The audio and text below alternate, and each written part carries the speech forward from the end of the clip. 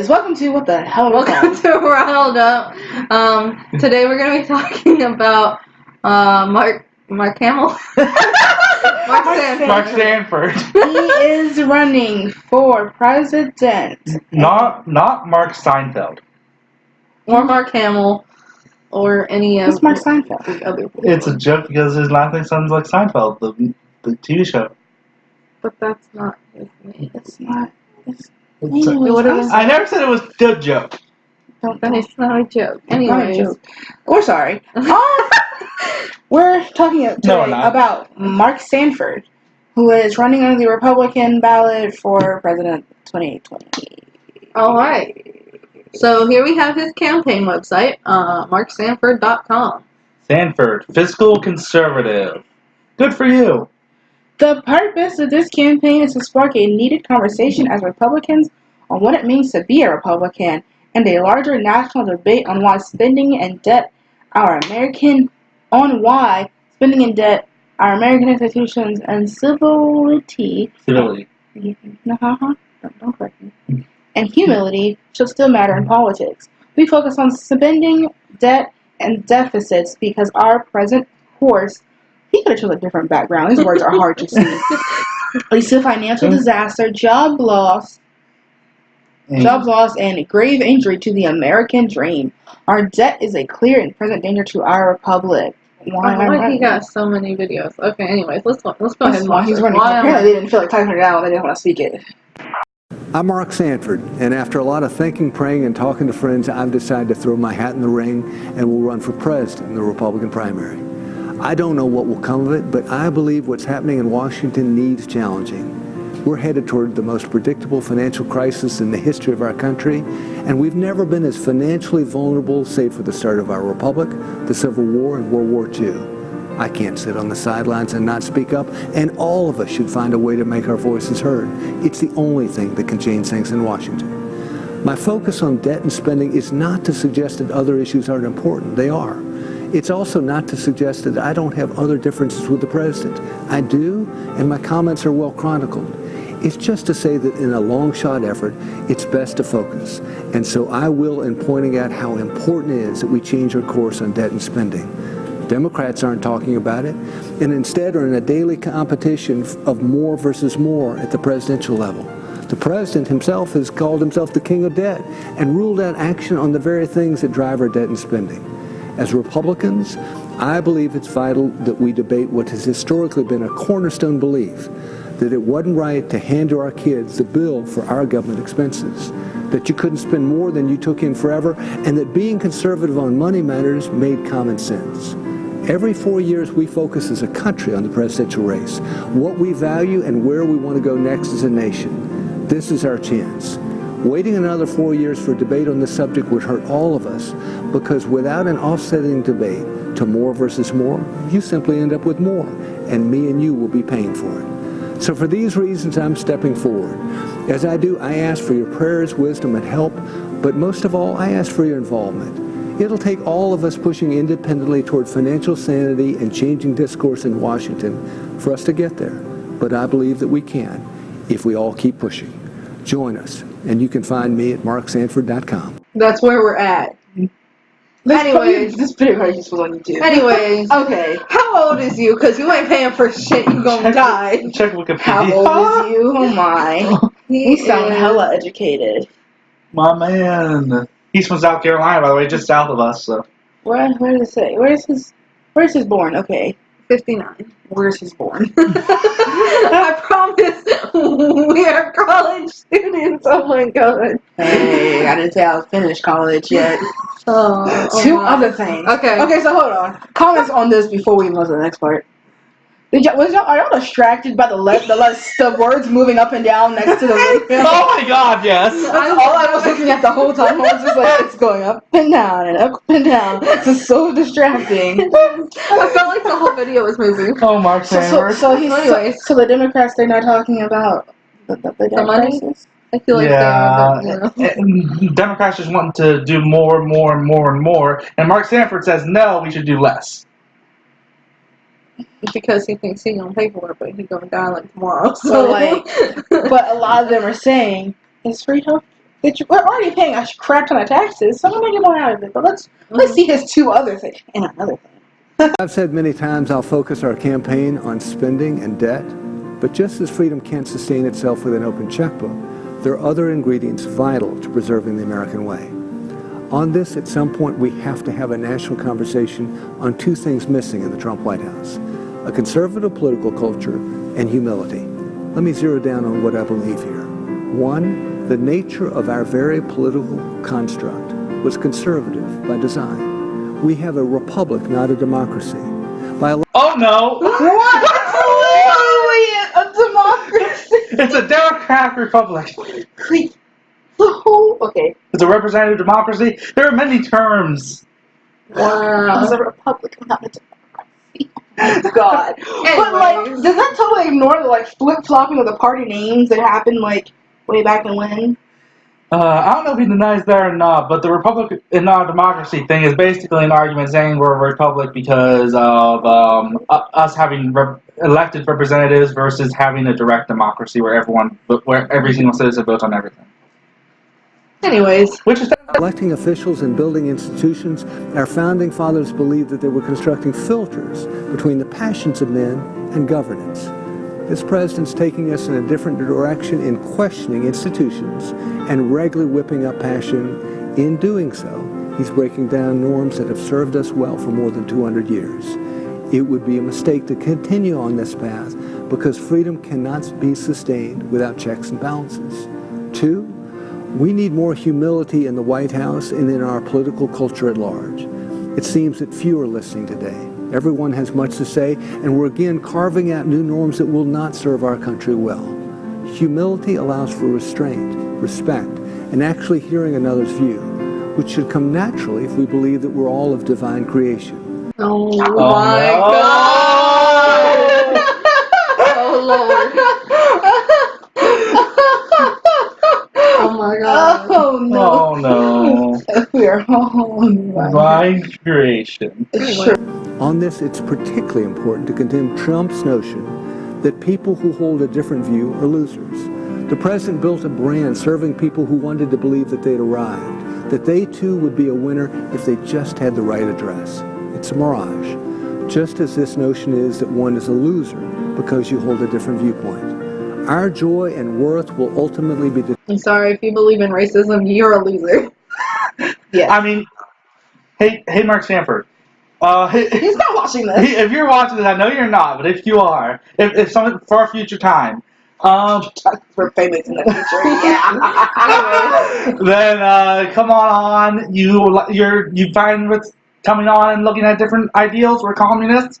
Come on and talk with us. determined by things far more spiritual than our address. And so as conservatives, I believe that we need to recommit to what Micah 6:8 says, in doing justice, walking humbly, and loving mercy. These two things alone won't change all that ails us in Washington, but if combined with debt and spending restraint, it'll move us toward a more perfect union. To learn more on these thoughts, you can find me at marksanford.com or call me at 843-737-1888. Wait, really? Hey, we can call a homie. Call. Okay, so wait, did y'all notice that in this one he was wearing a red tie and in this one he was wearing a blue tie? No. No. But he was It in was the definitely same background. locations. Definitely the same location. But he was wearing Let's watch this Doctor Who movie or video. I'd be much more inclined to watch a long letter from Mark on debt. And what the frick would I want a long letter? How long is this? The question. Because yeah, that's a. Oh, it's like that. Wow. Okay. Cool. What? I'm gonna read it because I don't know. I feel like reading. What's happened to our country? A lot. We've gone a long way from the words adopted by Congress in 1782 I would sure fucking hope so. of e pluribus unum, out of many, one. Okay. The founders saw our differences as a strength and believed we could join together as Americans in appreciating the founding fathers' divine guidance and our birthright of freedom. Okay. Unless you are not white and have a coochie. Or back then, if you didn't own land. You also had to own land and be a white man. Or anything but Literally, that. like, the only difference is if you have a mustache or a full beard. So I started stroking my beard. Oh, like our differences as a strength, you mean the you know what? We're not even gonna talk about it. We're not gonna talk about it. Okay. No, we're gonna talk about it. But later. So you're saying the strengths are this country being built on the back of slaves and natives. Those are our strengths. That's what you want to go back to, Mark? That's what was good? Whole? Was that when America was great? Yes. Apparently. Not for more people. Let's sell Not for Louisiana. your people either, because she's a lady. Let's sell Louisiana back to the French. You want to repurchase Louisiana? That was good for you, Scott. Scott's a queer. No, don't. I don't own land. You don't own land, and you're a queer. Exactly. Okay, well, then So we're all screwed. We're all screwed. Anyways, but that's not where we are today. I'm glad we're not in 1782. I'm sorry. Like, there's so many reasons why I'm so glad. Like, This is one of them, to be honest.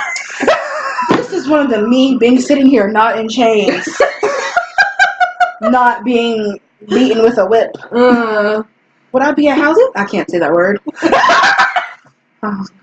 Y'all know what I was gonna say, but I can't say that. I'm too dark. They have me on the field. Anyway, that's not where we are today. Correct.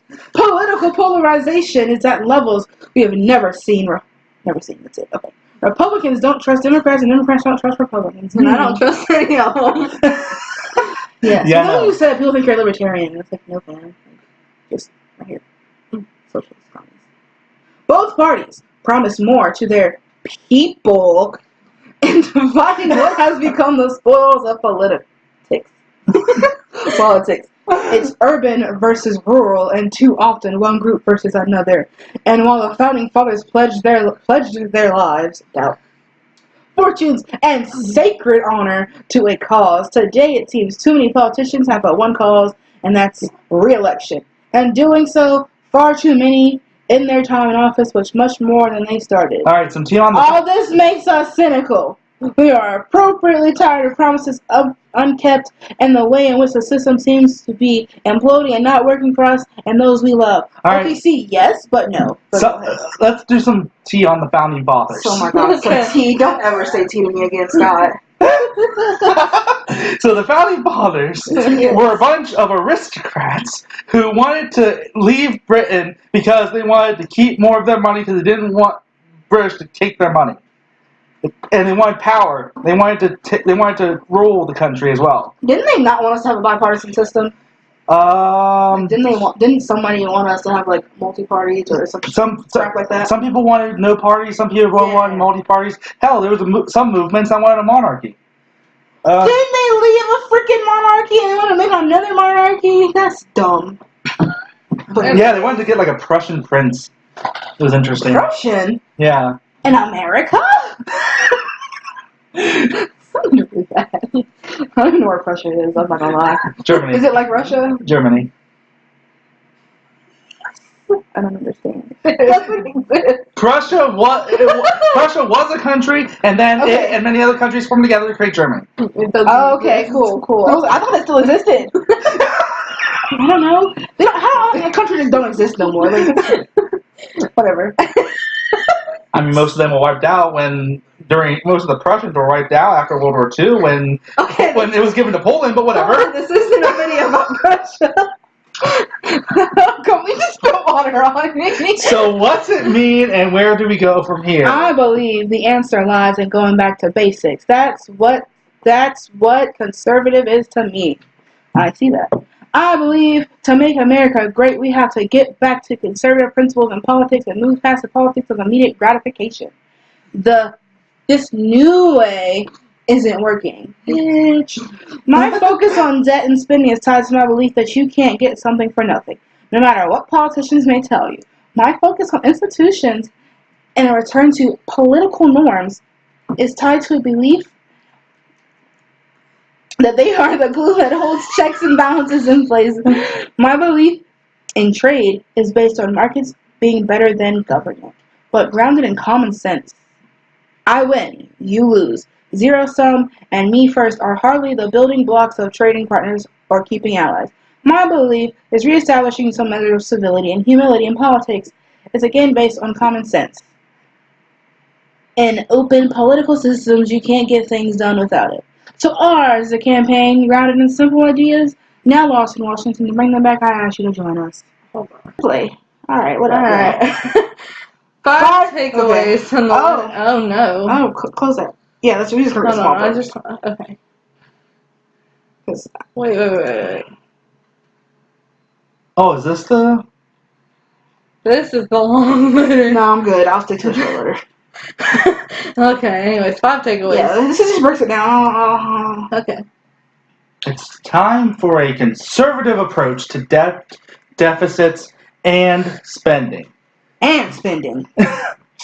We are getting ready to go over the cliff financially, and the Trump administration is accelerating our speed to and over the cliff. The administration's spending, debt, and deficits are well above President Obama's, and financial restraint needs to be part of the president's debate.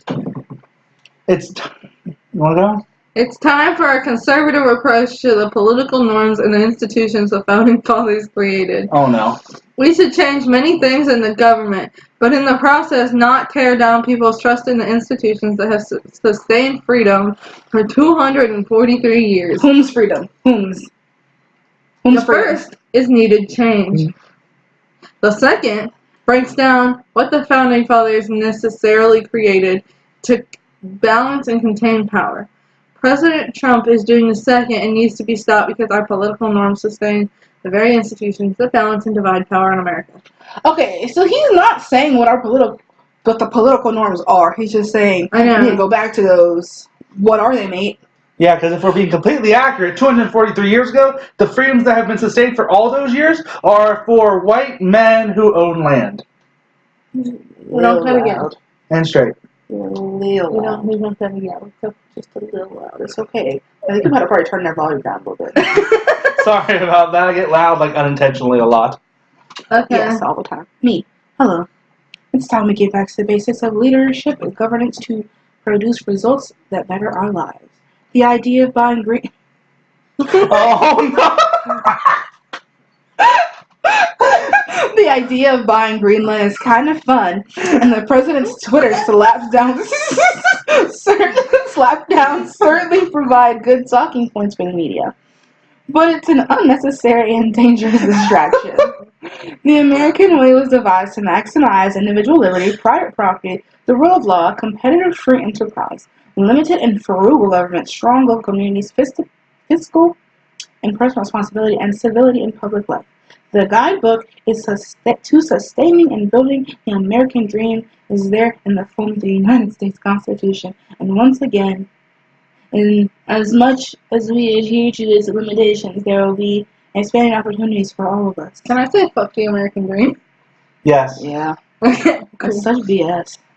it really is. Anyways, it's time for a conservative approach in re-embracing civility, humility, and respect in the public sphere and the Oval Office.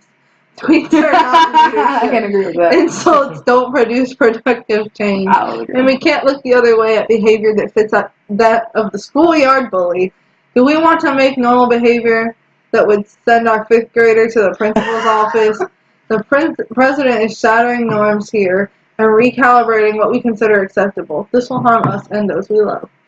I mean, I'm kind of here for the whole. I'm here for this little part. section. Yeah. Yeah, it's like Trump and his Anyways, BS tweeting. With Truman / we have a chance to be heard. Send a message to Washington and make a difference. oh yeah, we have a chance to. Yeah, she read it. With Truman / Cavour in 1952, Johnson / McCarthy, oh goodness, in 1968, Reagan / Ford in 1976, Carter / Kennedy in 1980, and Bush / Buchanan in 1992, presidential outcomes were changed as a result of a primary challenge. In each of these races, not one of the challengers won the nomination, but in each race, debate, focus, and outcome was changed. Okay, fair enough. I do agree that primaries are good. People should always have a challenger, that kind of stuff. Yeah, sure. Good old Marky Mark. Okay.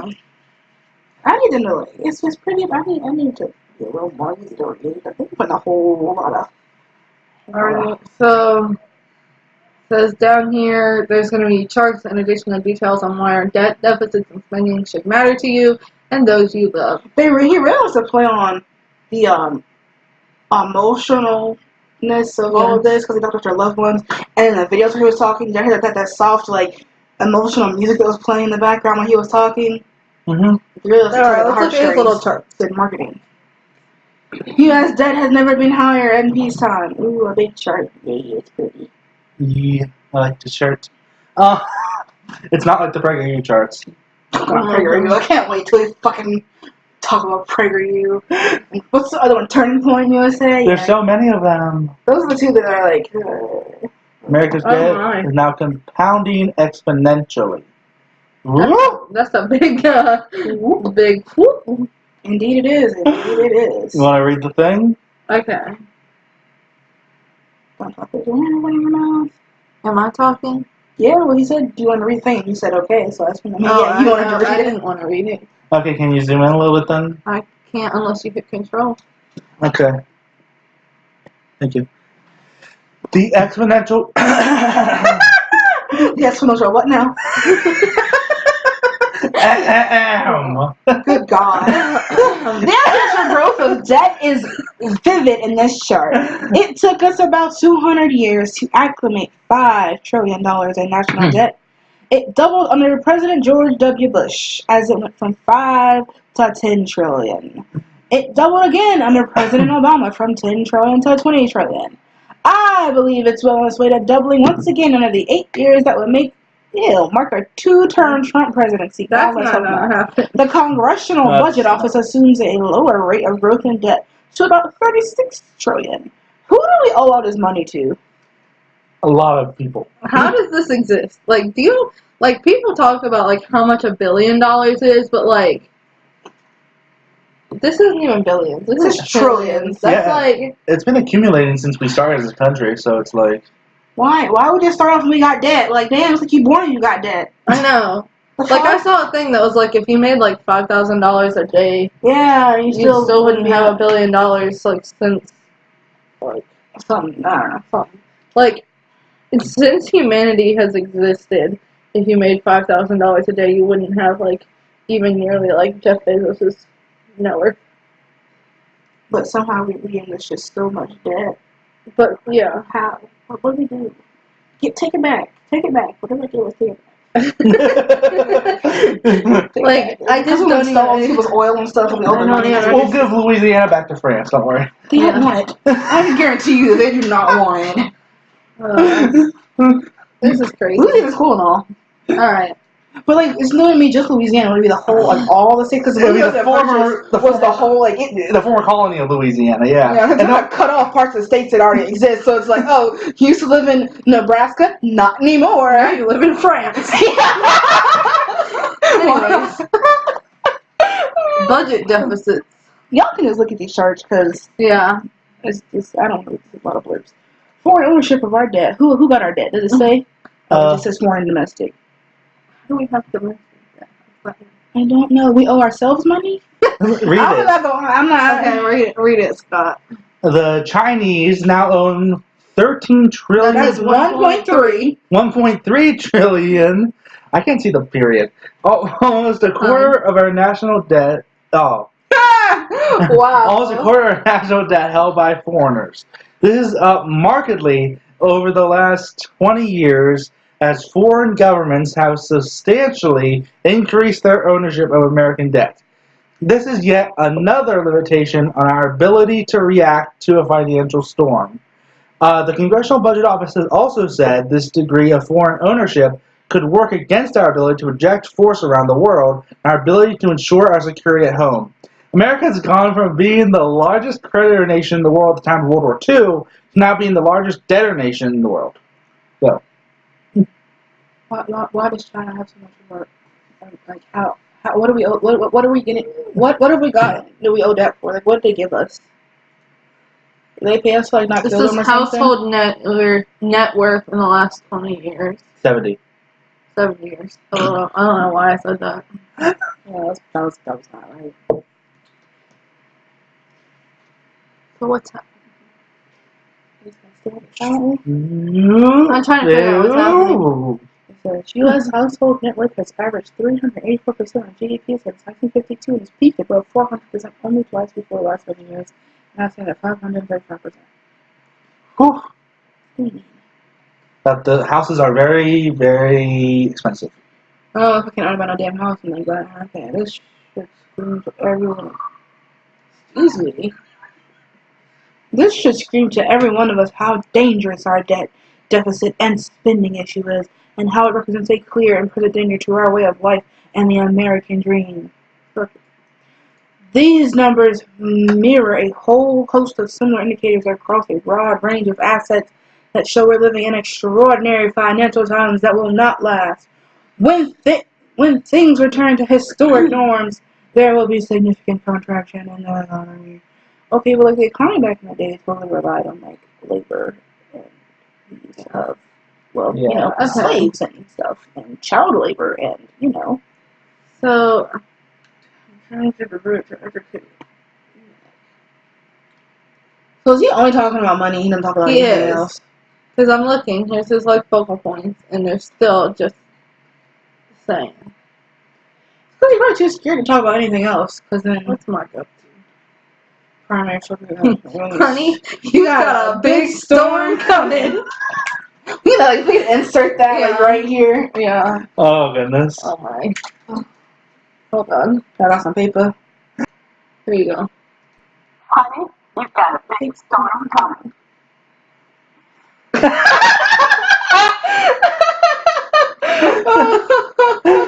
That's fun. Alright, anyways. That's fun. That's better than inserting it. That's easy. Just show them. Cardboard prophet Donald Trump to condemn canceling the primaries. Trump hates the deficits. So basically, he's about bashing Trump, which I'm here for, and then just talking about money. That's his whole thing. That's his whole thing. Alright. So let's go ahead and move on to his presidential campaign wiki. Okay. It's Very short. It's very, very short. Okay. All right, cool. Nice little blurb. Okay. The Go ahead. The 2020. I didn't realize you were going to read it. I mean, I was talking, but you know, it's cool. Go ahead. I knew you were talking. Go ahead. The 2020 presidential campaign of former U.S. Representative and Governor of South Carolina, Mark Sanford, began on September 8th, 2019, when Sanford announced his intention to challenge President Trump for the Republican nomination in 2020. After months of speculation, Sanford planned on making the announcement in South Carolina on September 2nd, but postponed due to Hurricane Dorian, and he already did the actual planned announcement. So okay, cool. So now here's his personal. Because we learned a lot of stuff about John McAfee when we were just on his personal Wikipedia. I thought this said the love game. It says governor. The love game? I wish. Yeah, that would be fun. Marshall Clement Sanford Jr. Ooh, Mark, no. He's an American politician and author. Author, not Arthur. Inserts a picture of Oh my god. What time? inserts a picture of Mark Sanford with Arthur's ears. 2917. It was 29:15 when I said it. Okay. Anyways, early life and family. Marshall, okay, go ahead, I'm sorry. He was born in Fort Lauderdale, Florida. His parents are Marshall Clement. His parents were Marshall Clement Sanford Sr., a cardiothoracic surgeon, and his wife, the former Peggy Pitts. What do you mean former? What's Peggy Pitts? I don't even know. Anyways, you can go there. Anyways, despite his family being fairly well-to-do, his entire family slept in the same room to conserve electricity. That's a mish. That's okay. Before his senior year of high school, Sanford moved with his family from Fort Lauderdale to the 3,000-acre Coosaw Plantation near Beaufort, South Carolina. Sanford attained the rank of Eagle Scout. Good for him. He got his Bachelor of Arts in Business at Furman University, Master of Business Administration, and from Darden Graduate School of Business Administration at the University of Virginia. He married Jenny Sullivan. They had some sons. He founded Norton and Sanford. He a real estate agent. Alright, Yep. so elections. Him was very tan in this picture. So, in 1994, he did some stuff. He did some I stuff. don't know. He entered the Republican primary for the Charleston-based 1st Congressional District in the U.S. House. Of representatives. See that? Nobody cares about Arthur. Okay. Insert the picture of this man. We say Arthur. Tenure? No one cares about tenure. Alright, so he was governor. Governor of South Carolina. He had 2 terms. Disappearance and extra. This is what I came here for. Oh, it has a main Juicy article. juice. It has a main article. Hold on, but let's see. I don't want to read the main article. We're just going to read from Wikipedia. This is a lot right here.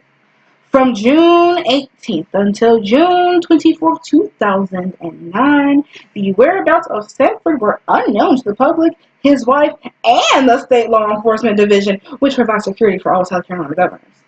The mystery surrounding Sanford's whereabouts generated nationwide news coverage. His absence was first reported by Jim Davenport of the Associated Press. Lieutenant Governor Andre Bauer announced that he could not take lightly that Sanford's staff had not communicated with him for more than 4 days and that no one, including his own family, knows his whereabouts. Before his disappearance, Sanford told his staff that he would be hiking on the Appalachian Trail. While he was gone, he did not answer 15 cell phone calls from his chief of staff. Okay, so wait. Also, So I want to his just. family and Father's Day. I just want to like say he was gone for more than 4 days, and they only called him 15 times. Yeah. I'm like, I called 15 times in like 10 a couple hours. Yeah. I'm like, bro, I can't find you. I called like twice now, like, bro, where you at? Like, bro, where you at? Bro, because he's a fucking governor, so it's not like he's just like, your homie. You know, like he had people Like, who if watch. you disappeared, I'd be calling you like every 5 minutes. Yeah, so like he had a whole people of team was really looking after him, and they're like, hey, I don't know, he all right. So, and he ain't called his family on Father's Day. Ain't supposed to call him. Probably. I think they probably tried that. Reporter Gina Smith of The State, the daily newspaper of Columbia, South Carolina, intercepted Sanford when he arrived at Hartsfield Jackson Atlanta International Airport on a flight from Argentina. He was supposed to be in Appalachian Trail. Yeah. Oh, that's a sneaky hole. Dude was supposed to be in West Virginia. He instead was in Argentina. Well, he could have. That Appalachian Trail was in South Carolina too. Yeah. Whatever. The whole Appalachian Trail is from. Like, I know. It was a joke. It wasn't. It wasn't though. Sanford held a news conference during which he admitted to adultery in emotional interviews with the wait a minute, he keep talking about his loved ones, but this hoe a cheater. Yeah. Okay. I'm sorry, where was I at? Wait. In emotional interviews over 2 days, Sanford said he would die knowing that I had met my soulmate. Oh, that's gotta hurt, man. Sanford also said that he crossed the lines with a handful of other women during 20 years of marriage, but not as far as he did his mistress. There were a handful of instances wherein I crossed the lines I shouldn't have crossed as a married man, but never crossed the ultimate I line. think he means that he fell in love with this chick. Oh. Wow. He said that he would die and met his soulmate. You know how much that must suck me and his wife. Did she eat him away? Well, it said up here. He's married. So. No, hold on. It said. Oh, didn't? Hold on. Yeah. It says the couple had 4 sons. So. He spouse divorced in 2010. Okay, Yeah. cool. Okay, she eated him because I was like, sis, you can't. Right after this, because he disappeared in 2009. Yeah, okay. On June 25th, the La Nacion in Buenos Aires newspaper identified Sanford's mistress as, I'm just going to call her out like that, as Maria Belén Chafar, a 43-year-old divorced mother of 2 with a university degree in international relations who lives in Buenos Aires. Earlier, the state published the details of emails between Sanford and a woman only identified as Maria.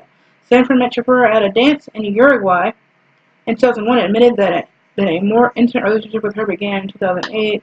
His wife became aware of her husband's infidelity approximately 5 months before the scandal broke, and the two had sought marriage counseling. Jenny Sanford said that she had requested trial separation, not 2 weeks before the She said, let's trial separation, and then he went and just And used to the left woman. with her. Well, Told reporters Well then. that he sought counseling, blah blah. All right. Fallout from his scandal. Let's work out his fallout. After telling a Vogue magazine Midlife crisis. that her husband was having a midlife crisis, Sanford's wife, Jenny, moved out. Oh my God, this is not Forrest. I almost said Forrest Trump, and I hate myself so much. Total accident. okay, anyways. Well, that was funny. Moved out of the South Carolina governor's mansion with the couple's 4 sons, returning to a family home. I was laughing at what happened earlier. I do that all the time. Returned to the family home on Sullivan's Island. On December 11th, 2009, she announced that she was filing for divorce, calling it a sad and painful process. The divorce was finalized in March of 2010. The stipulation within the divorce papers required that while on the Sanford family's Coosaw plantation, no airplanes will be flown at children. What? Why did that have to be put in there? What? Anyways, the papers also noted that Sanford liked to unwind by digging holes on the property with his hydraulic excavator. What kind of crack is this man on? Wow. And this stuff is just, and people, and he loved ones. Sir, alright, wow. He resigned, blah blah, reimbursement in his private, I don't care what his private funds. Well, it says right here that he posted a lot on his Facebook about his ex-wife Legal machinations. surrounding the custody of their children. His remarks on Facebook on that date were longer than the total of all his. Holy fudge! It was longer than all his totals. Can we read that Facebook stuff? Oh, I don't think I don't know. Is there access to it? Yes. Okay, cool. Very possibly. From the Washington Post of all places. Washington Post loves this stuff. Well, There's so many. Oh my. Oh goodness, that's so much. Spoken on the floor of Congress. Facebook posts. Jesus Christ, man. Homeboy is good mad. Like, I get that, but why you gotta be on Facebook with that?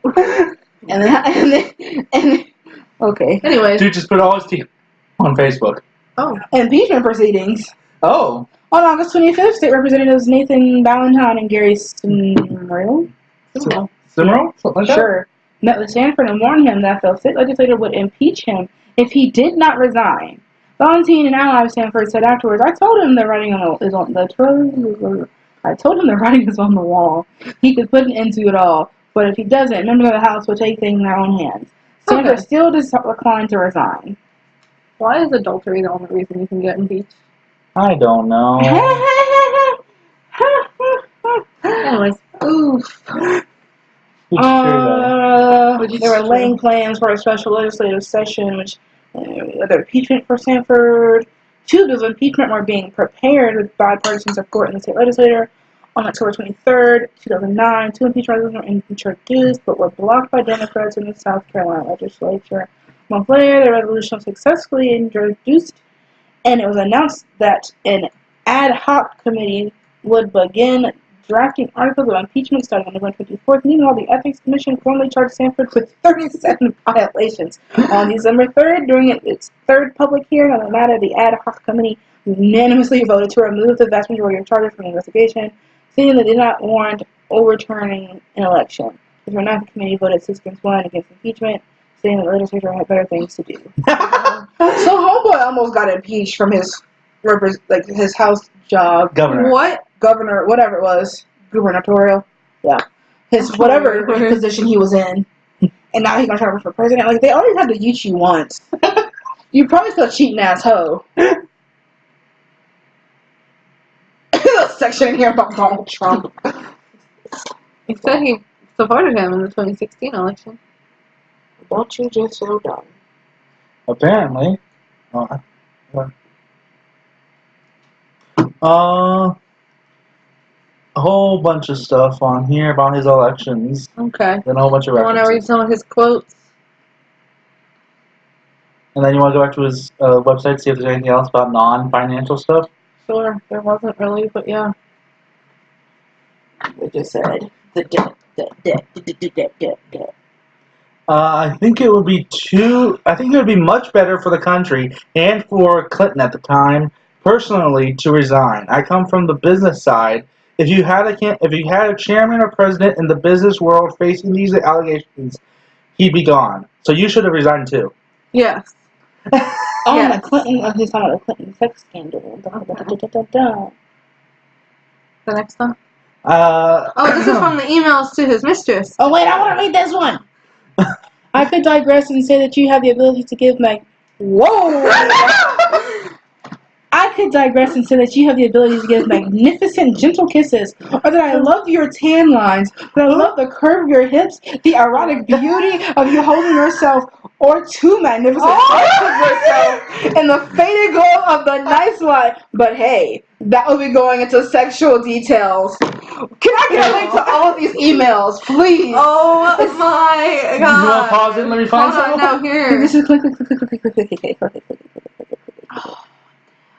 No. Oh, damn. Okay. I could No, it's fine. It's fine. We can look that up later. do that in my own time. Anyway, Or so another video. he had mission and purpose. He had more issues right here. Hold on. So his goals is to change the debate. Currently, there is no debate on debt, deficit, and spending. But I feel like there is. There is. There is. To stay on this path, This is a lie. will prove most costly to all of us. The Democratic presidential race is now a competition of more versus more, and the Republicans have capitulated to the president's current stance of not dealing with debt and spending. Attention here is vital. Surely we have a greater focus on what the former chairman of the Joint Chiefs of Staff describes as the greatest threat to American society. Okay, let's go on to the next one. This is more debt.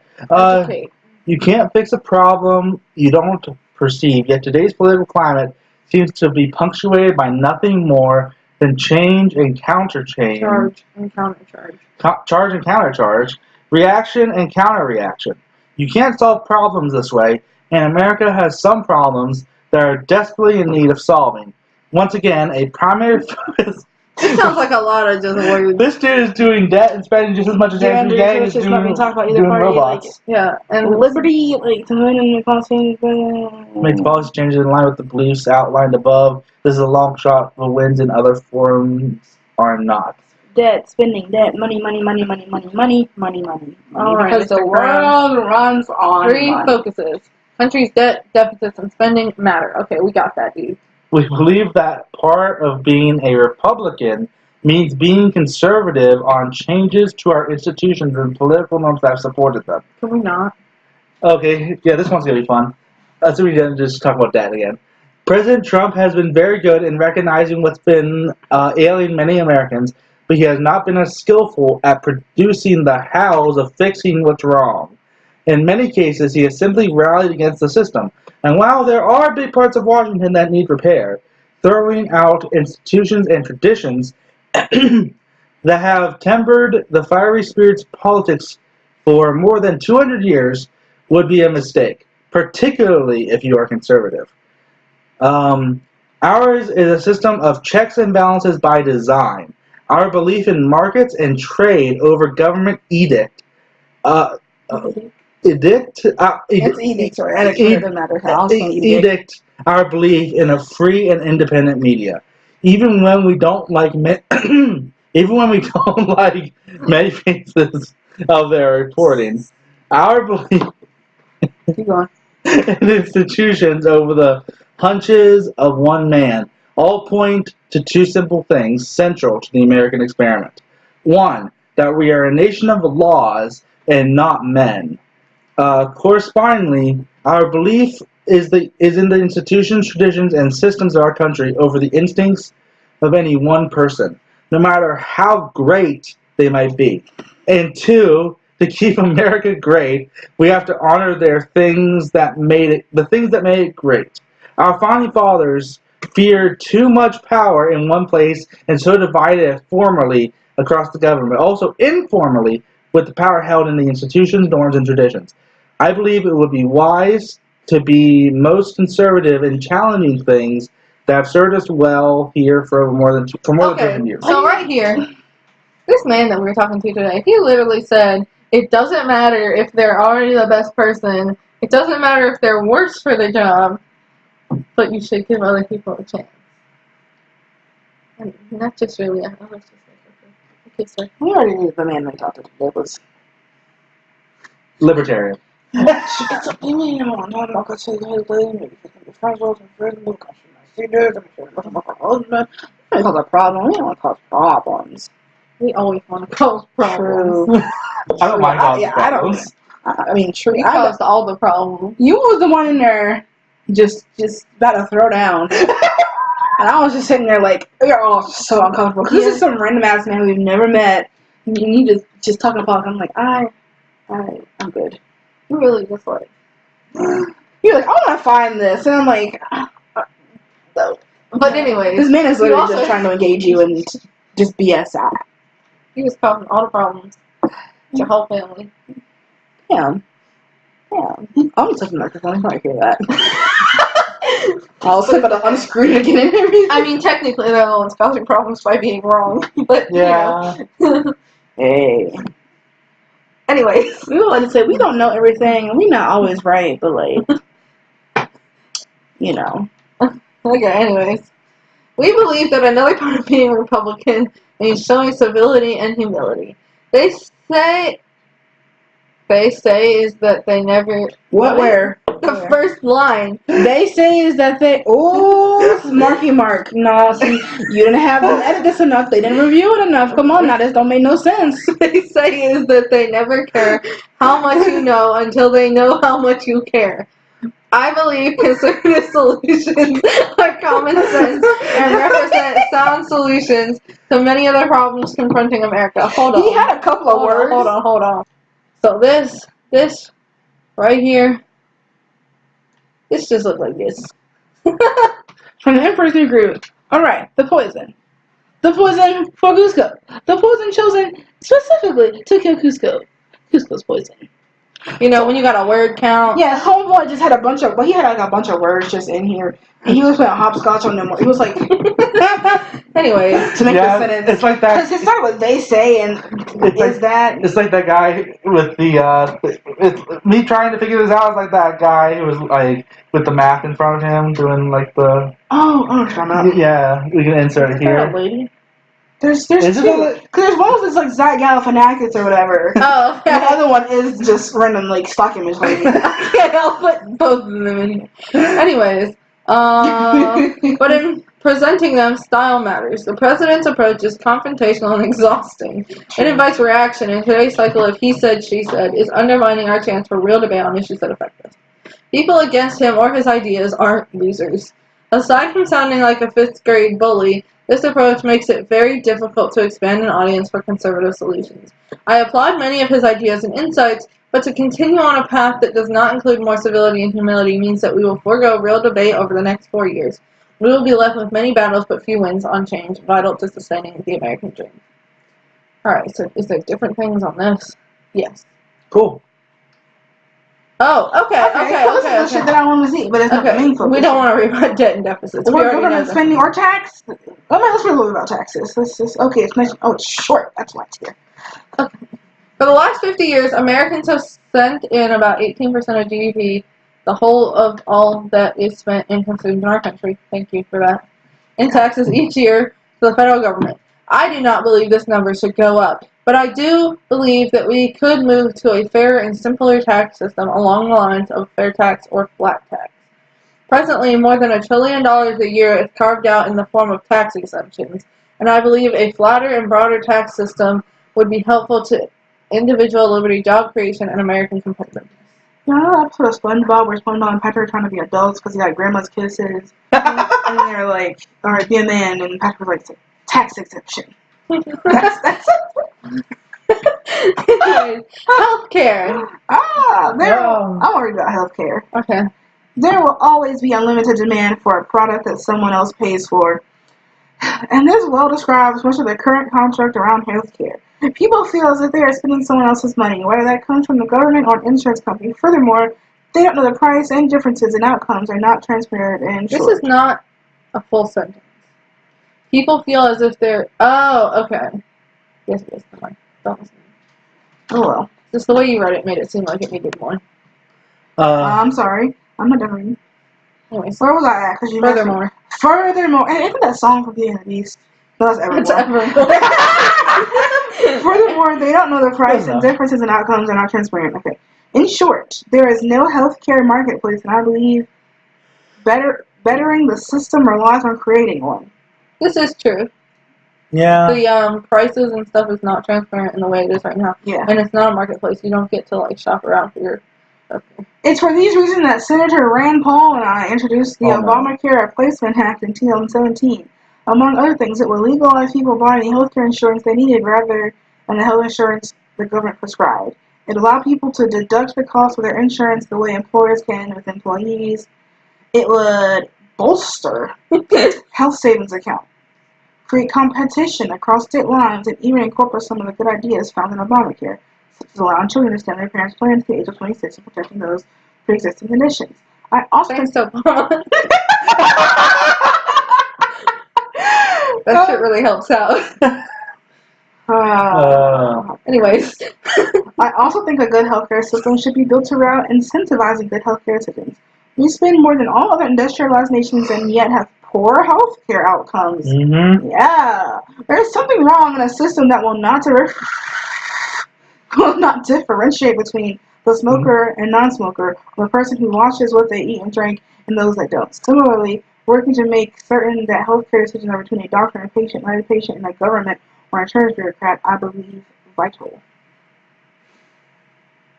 Okay, so like right here, I'm like, you kind of got me on like some of these like sentences, like you know that your healthcare should be between you and your doctor, not you and the government and whatever. Yes. But we're not denying healthcare for people who eat pizza every day. Like, I'm sorry. Because when in saying that, you know for a fact they're not talking about the thin people that eat shit every day and stay thin. They're talking about the fat people. Yes, why are you pointing at us? We know we're fat. Because they? Huh? Just them and a joke. Okay, cool. Anyways. And funny. But I'm like... You chunky too, boy. I know I am. Anyways, but like they're definitely talking about the fat people that they presume eat like shit. Anyways, but you know, immigration. Oh, here we go. I want to talk about immigration too. Let's talk about it all. Let's talk about conservation. I view the immigration hold on.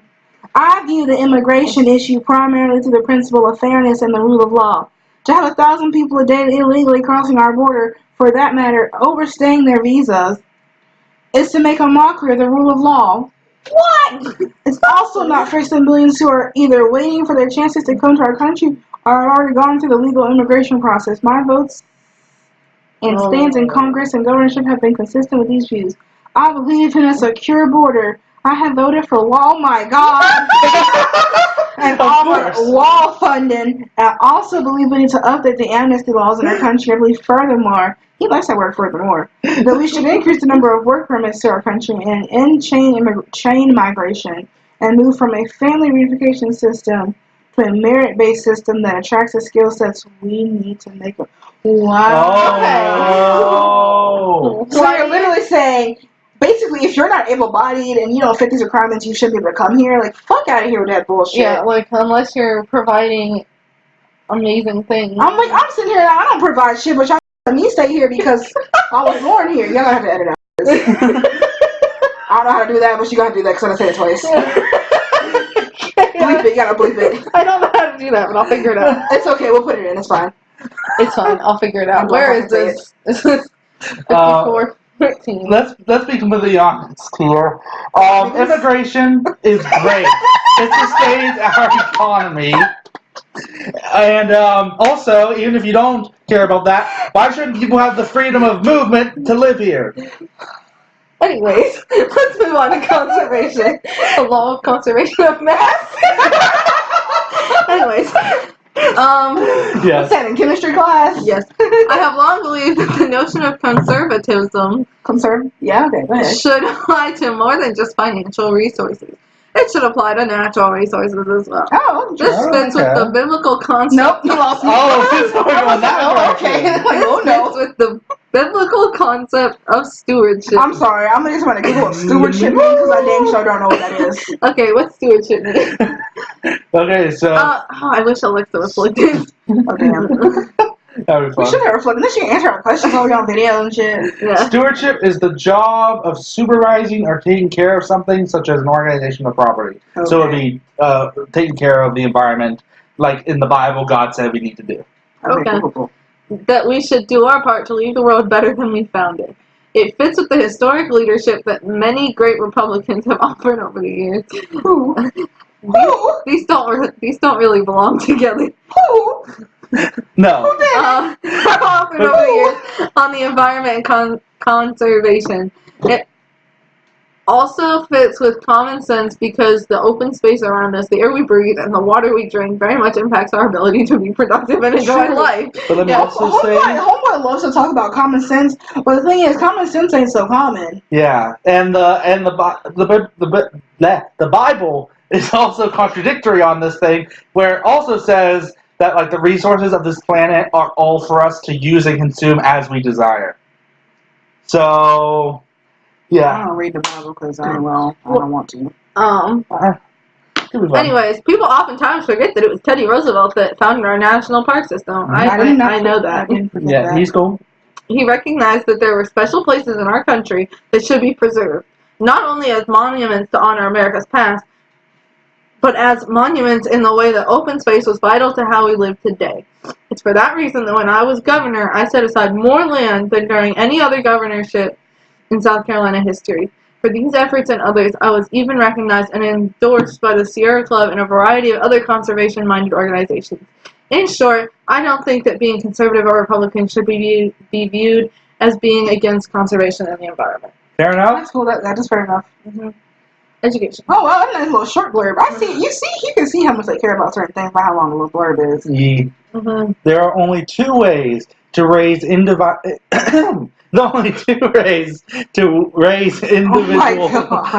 activity and the wages that come with added levels of production. In investment and leverages our ability and through education that enhances our abilities.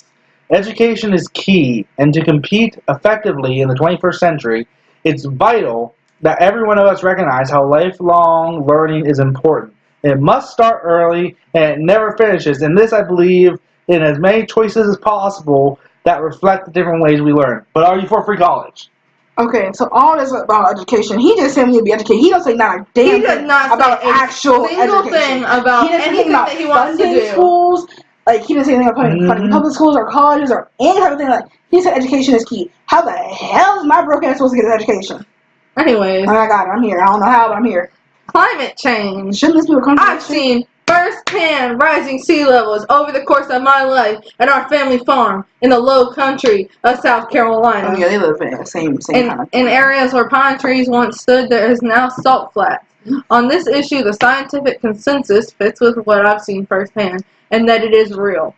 I think it's important to listen to what the scientific community has said here.